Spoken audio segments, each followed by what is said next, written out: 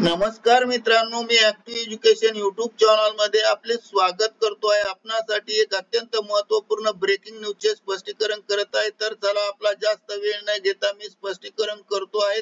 बातमी आहे, राज्य सरकारी कर्मचाऱ्यांसाठी आताच्या घडीची मोठी बातमी। शासन निर्णय निर्गमित नवीन अपडेट दिनांक 22 मार्च 2025। नमस्कार मित्रांनो, पुन्हा एकदा आपले हार्दिक स्वागत। सरकारी कर्मचाऱ्यांच्या संदर्भात आली आताच्या घडीची सर्वात मोठी ब्रेकिंग न्यूज। ब्रेकिंग न्यूज आहे ही संदर्भित शासन निर्णय निर्गमित केल्याच्या संदर्भातील काय आहे ब्रेकिंग न्यूज।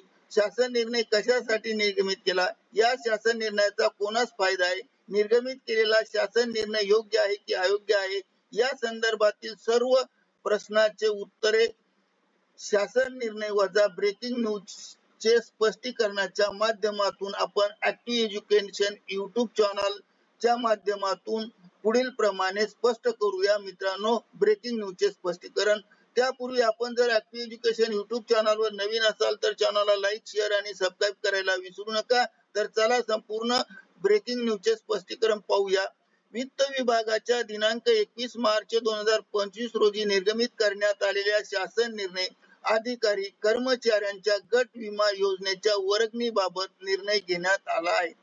सामान्य प्रशासन विभागाच्या दिनांक 4 ऑक्टोबर 2024 रोजीच्या निर्णयानुसार सामान्य प्रशासन विभाग दिनांक 21/12/2019 रोजीच्या शासन निर्णयानुसार अधिसंख्य पदावर वर्ग करण्यात आलेले अधिकारी कर्मचारी सेवा विषयक आणि सेवानिवृत्ती विषयक लाभाबाबत निर्णय घेण्यात आला आहे।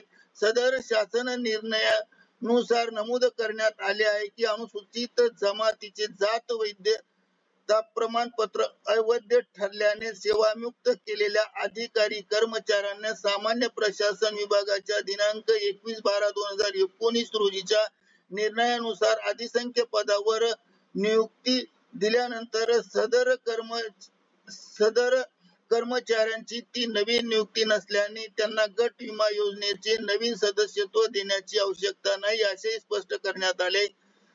तसेच जात प्रमाणपत्र अवैध ठरल्यामुळे सेवा समाप्ती करण्यात आलेल्या दिनांकापासून सामान्य प्रशासन विभागाच्या 21/12/2019 च्या शासन निर्णयानुसार अधिसंख्य पदावर नियुक्ती देण्यात आलेल्या दिनांकापर्यंतचा सेवाखंड कालावधी सामान्य प्रशासन विभागाच्या दिनांक 4/10/2024 रोजीच्या निर्णयानुसार समामापित करण्यात आला आहे।